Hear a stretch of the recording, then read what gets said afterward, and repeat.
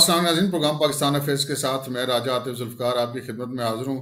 आज हमारे साथ मेहमान हैं हमारे सीनियर जर्नलिस्ट एजाज सैयद, जिनका ताल्लुक जीएन न्यूज़ से है। और एजाज सैयद को हम खुश आमदीद कहते हैं। एजाज साहब, आप आज हम एक ऐसी सूरत हाल में प्रोग्राम कर रहे हैं कि आज साल का आखिरी दिन है और सुबह से नए साल का सूरज चढ़ जाएगा, तो मेरा ख्याल है आज इस पे बात कर लेते हैं कि 2024 जो है वो पाकिस्तान के हवाले से कैसा रहेगा। तो जरा इस पे कुछ रोशनी डालें। राय साहब, बहुत बहुत शुक्रिया। राय साहब, मैं ये समझता हूँ कि साल 2024 जो है वो बड़ा डिफाइनिंग ईयर होगा पाकिस्तान के लिए, और उसकी दो तीन वजूहात हैं। एक तो ये वजह है कि साल 2024 में बड़े अहम इंतखाबात होने जा रहे हैं, गैर मामूली अहमियत के हामिल इंतखाबात हैं, और इन इंतखाबात के नतीजे में जो टीम आएगी उसके ऊपर जिम्मेदारियां जो है वो बहुत बड़ी बड़ी जिम्मेदारी हैं। जो सबसे बुनियादी जिम्मेदारी उस टीम के जिम्मे होगी वो पाकिस्तान की मईशत होगी, और पॉलिटिकल जो टेम्परेचर जो ऊपर चला गया हुआ है उसको नीचे लाना होगा। और जाहिर है इसमें हमारी जो मिलिट्री इस्टेब्लिशमेंट है उसे भी पूरा साथ देना होगा, जो भी नई हुकूमत आए उसको। इस साल में एक तो ये कि इंतखाबात डिफाइन करेंगे पाकिस्तान का फ्यूचर कोर्स क्या होगा, और इंतखाबात के बाद जो हुकूमत बनेगी उसमें जो चार शख्सियात हैं वो बड़ी अहम होंगी। सबसे पहले प्राइम मिनिस्टर कौन है नई हुकूमत के, वो उससे कुछ पता लगेगा कि प्राइम मिनिस्टर क्या है, कौन है। दूसरे नंबर पर वजीरे जो खजाना, वजीरे खारजा और वजीरे निजकारी, ये भी बड़े अहम हैं, क्योंकि ये तीन चार बंदे हैं जिन्होंने पाकिस्तान का फ्यूचर जो कोर्स है उसको एक समझ देनी है। वजीरे खजाना इसलिए अहम है कि पाकिस्तान की मईशत क्या होगी, मईशत वो उसूल वो ज़वाबत इख्तियार करती रहेगी जिनको हमने एग्री किया है IMF के सामने।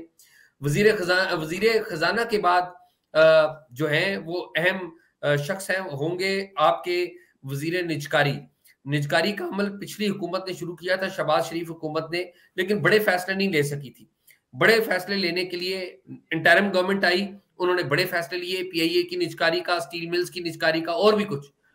उन फैसलों पर अमल दरामद होगा या नहीं होगा, ये वजीर निजकारी तगड़ा होना चाहिए, और वजीर आजम और वजीर खजाना जो है वो उसके राइट साइड पे होने चाहिए, वो उसको सपोर्ट करने चाहिए। इसलिए वजीर निजकारी बड़ा अहम है पाकिस्तान की मईशत के लिए। कमो बेश 1400 अरब रुपए हम PIA, स्टील मिल, रेलवे और इन जैसे जो अदारे हैं जो चल नहीं रहे, जो कौमी खजाने पर बोझ है, उनके ऊपर देते हैं। तो एक तो यह है कि अगर इनको हम डिस्पोज ऑफ कर देंगे, पूरी दुनिया में जो एयरलाइंस हैं, रेलवेज हैं, एक चंद एक्सेप्शंस के साथ वो प्राइवेटाइज हो चुकी हुई हैं, सर्विस ओरिएंटेड वो अदारे हैं।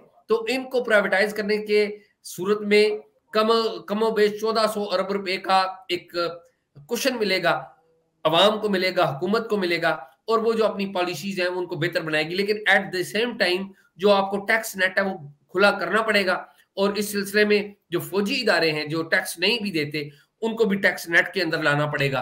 बाज ताकतवर शख्सियात हैं, खानवादे हैं, वो टैक्स नहीं देते, उनको टैक्स नेट के अंदर लाना पड़ेगा। बिजनेस कम्युनिटी को जो आपने छूट दी हुई है उसको टैक्स नेट के अंदर लाना पड़ेगा। तो ये तो वजीर खजाना और हो गए वजीर निजकारी।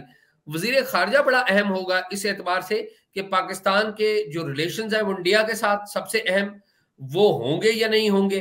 ये वजीर खारजा आपका उस मूव को आगे लेके जाएगा और उसको सपोर्ट करेगी प्राइम मिनिस्टर और मिलिट्री एस्टैब्लिशमेंट।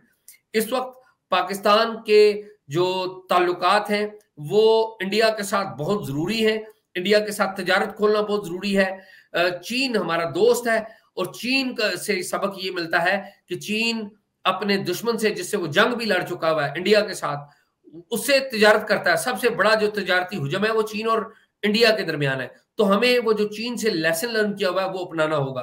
अफगानिस्तान के साथ भी मौजूद है, चीन का और भारत का भी मौजूद है। जी जी जी, अफगानिस्तान के साथ जो इशू है वो रिजॉल्व कर रहे होंगे। रिजॉल्व तो शायद मुश्किल ही हो सके, लेकिन उनको एक कंट्रोल में लाना होगा, क्योंकि उसका ताल्लुक पाकिस्तान की इंटरनल इश्यूज के ऊपर है। तो मेरा ये ख्याल है कि बड़ा डिफाइनिंग ईयर है। और इन सब से आखिरी बात यह है कि पॉलिटिकल पोलराइजेशन को कम करना होगा। हमारी जो मिलिट्री इस्टेब्लिशमेंट है इसको बैकफुट पे जाना होगा। जैसे तैसे भी वो आ गई है सामने, एक हिस्ट्री भी है, कुछ हालात का जबर भी था, और कुछ तारीख में इनका रोल भी था। अब मेरा ये ख्याल है कि 24 जो है वो डिफाइनिंग ईयर होगा इन तमाम इश्यूज के ऊपर। बिल्कुल ऐसे ही है। अभी जो साल के, अब तकरीबन आप ये समझ लें कि इब्तदाई जो पहली सहमई है उसके अंदर इलेक्शन भी होने जा रहे हैं पाकिस्तान के। तो जो इलेक्शंस हैं, आपके ख्याल में नए साल जो आएगा उसके अंदर आप विफाक में और सूबों में किसकी हुकूमतें देख रहे हैं कि किसकी हुकूमतें बनेंगी? राय साहब, टू बी फेयर, अगर इलेक्शन हुए और जो इन्वायरमेंट है, मैं उस इन्वायरमेंट की बात कर रहा हूँ, मैं जो इन्वायरमेंट बनाया गया है उसकी बात कर रहा हूँ। जो छीना झपटी हो रही है वो भी एक रियलिटी है। जो पर्चे किए जा रहे हैं, मुकदमे बने हैं, वो भी एक रियलिटी है। लेकिन ग्राउंड के ऊपर जो क्या चीजें हैं, मुझे लगता है कि एक तो ये कि बल्ले का निशान, मेरा ख्याल है कि शायद मुश्किल ही हो पीटीआई के पास। मुझे लगता नहीं है, ये हुआ तो मेरे लिए बड़ी हैरानकुन बात होगी। बल्ले का निशान के बगैर अगर इलेक्शन हुए तो बड़ी आसानी से मुस्लिम लीग नून पंजाब की हुकूमत बनाएगी और मरकज में भी वो हुकूमत बनेगी। पंजाब और मरकज जिसके पास होता है, ऑटोमेटिकली बलूचिस्तान भी उसी के पास होता है। खैबर पख्तूनख्वा में मुझे लगता है कि जो सिचुएशन जो है वो JUIF और ANP बड़ी जमातें बन के निकलेंगी अगर बल्ले का निशान ना हुआ। लेकिन अगर बल्ले का निशान हुआ तो पंजाब में सख्त कंपटीशन होगा, लेकिन फिर भी जीतेगी मुस्लिम लीग नून, और मरकज में भी वही बनाएगी। सिंध मेरे ख्याल में बदस्तूर पाकिस्तान पीपल्स पार्टी करेगा। तो आपके ख्याल में ये जो नई हुकूमत है उसके आगे जाके जो माहौल मुल्क का बेहतर बनाने, उसको कौन कौन से बड़े चैलेंजेस होंगे, स्पेशली सियासत के मैदान में? मेरे ख्याल में राय साहब, जो सबसे बड़ा चैलेंज होगा वो तो मैं आपको बता चुका हूँ, मईशत का होगा। जब तक लोगों के जेब के ऊपर जो वजन है वो कम नहीं होगा, लोग मुतमिन नहीं होंगे। और अगर आपने पॉलिटिकल पोलराइजेशन के अमल को कम करना है तो आपने लोगों के ऊपर जो बहुत वजन डाल दिया है, पैसों का, महंगाई का, कसाद बाजारी का, उसको कम करना होगा। सबसे बड़ा चैलेंज यही है, और कोई चैलेंज नहीं। मेरे ख्याल में सबसे बड़ा चैलेंज यही है। तो ये तो चैलेंजेस हो गए। आपने जो बात करी महंगाई की, उनके साथ बाजारी की, लेकिन अब हम एक तरफ ये देख रहे हैं कि इस वक्त बहुत सारे मुकदमे भी जेर समात हैं। बहुत सारी चीज़ें इस वक्त पाइपलाइन के अंदर हैं। इमरान खान और उनके साथियों के खिलाफ बड़े मुकदमात चल रहे हैं। तो आपको क्या लगता है कि ये जो मुकदमात वाला मामला है उससे इमरान खान निकल पाएंगे या नहीं निकल पाएंगे, और क्या वो जेल से भी निकल पाएंगे अगले पूरे साल के दौरान या नहीं? आपका अंदाजा ही बंदा कर सकता है, तजिया कर सकता खान इलेक्शन तक तो श्योरली नहीं बाहर निकल पाएंगे। मेरा नहीं ख्याल कि इलेक्शन में वो इमरान खान जो है वो मैदान में होंगे। मुझे ये लगता है कि इमरान खान जो है वो जेल में रहेंगे, कुछ अरसा जेल में रहेंगे, और जब वो एक खास लेवल पे उनकी अंडरस्टैंडिंग हुई और ट्रस्ट उन्होंने बिल्ड कर लिया तो फिर वो बाहर निकलेंगे। ट्रस्ट बिल्डिंग का इशू है आजकल। बड़ी एक खबर चल रही है कल से, आपने देखा होगा, आपने सुना भी होगा। वो है इमरान खान के वो असाजात जो उन्होंने कागजात नामजदगी में खुद डिक्लेयर किए हैं, और 2018 में जो उन्होंने डिक्लेयर किए थे, और 2023 में 2024 में उन्होंने जो कागजात में अपने असाजात डिक्लेयर किए, उनमें कुछ 27 करोड़ से ज्यादा का फर्क है। जबकि उसमें जो उन्होंने अपना पेशा लिखा है वो इंसानियत से प्यार लिखा है। उन्होंने ये नहीं बताया कि वो असाजात उनके कैसे बने हैं। तो ये जो चीज़ें हैं, अब स्पेशली उनकी असाजात के हवाले से, ये कितना डैमेज कर सकती हैं उनको इलेक्शन के अंदर? मेरे ख्याल में इमरान खान साहब ऑलरेडी इलेक्शन में डैमेज हो चुके हैं। उसकी वजूहत हैं बहुत सारी, वो आपको पता है कि क्या वजूहत हैं। मेरे ख्याल में खान साहब ऑलरेडी डैमेज हो चुके हैं। ये तो बस इजाफी चीज़ें हैं जो आ रही हैं सामने, वो मेरे ख्याल में डैमेज हो चुके हैं।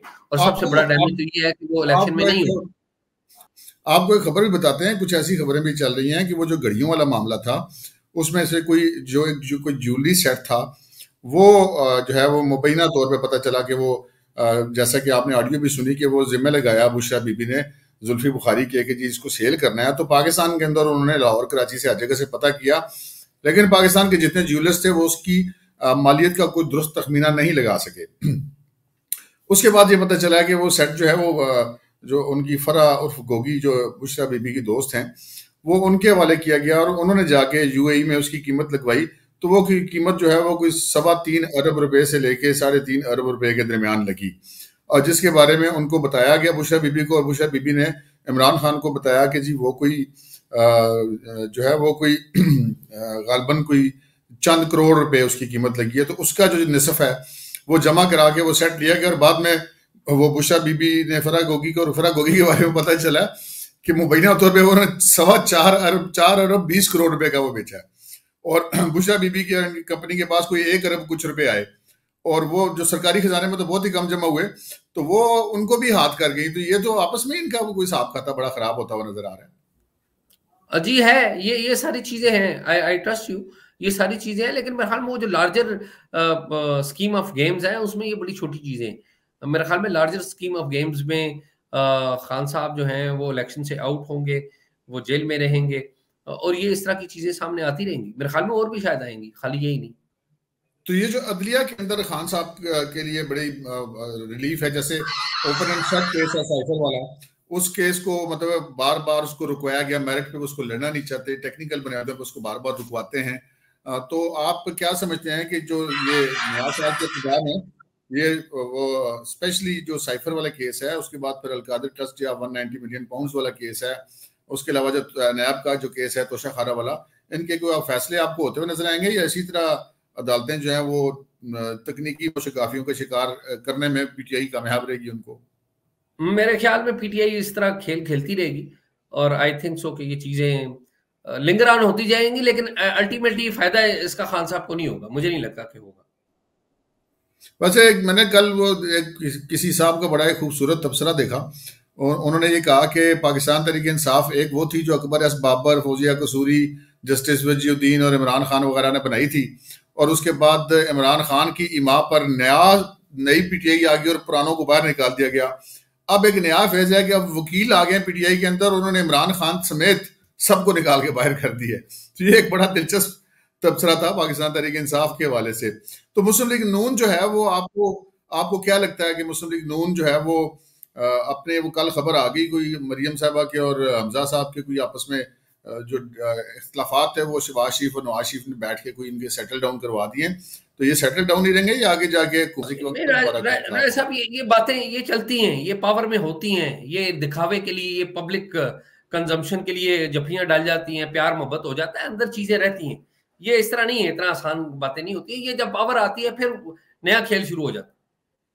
तो जरदारी साहब के एस्टेब्लिशमेंट के साथ कैसे ताल्लुक रहेंगे आपके ख्याल में? जरदारी साहब ने बड़े अच्छे मनूवर्स किए हैं, मेरे ख्याल में जरदारी साहब बना लेंगे खेल कुछ ना कुछ अपना। मेरे ख्याल में जरदारी साहब के लिए कोई अच्छा बुरा साल नहीं होगा ये। जरदारी साहब की एक वीडियो भी आई है, आपको पता है, वो जो सादिक संजरानी के हवाले से, जिसमें उन्होंने कहा कि शादी की तकरीब में कि जी फैज तो गया, हम इधर ही हैं। जी हाँ, ऐसे ही है। आई थिंक सो, मेरे ख्याल में हमने साल को काफी डिस्कस किया है सबके लिए। बहुत बहुत शुक्रिया एजाज सईद साहब। आपने नाज़रीन सुना एजाज सईद से कि जो अगला साल है उसके अंदर जो सबसे ज्यादा इंपॉर्टेंट होगी, नई हुकूमत बनेगी, उसके लिए जो सबसे बड़ा चैलेंज होगा वो पाकिस्तान की जो माशी जो सूरत हाल है वही चैलेंज होगा। और देखते हैं कि जो आने वाली हुकूमत है वो माशी चैलेंज को कैसे देखती है, और क्या वो कोई पाकिस्तान की जो पब्लिक है उसके ऊपर को माशी बोझ है उसको कम करने में कामयाब होती है या नहीं होती। अब तक के लिए इतना ही। मुझे और एजाज सईद को इजाजत दीजिए। अल्लाह हाफिज।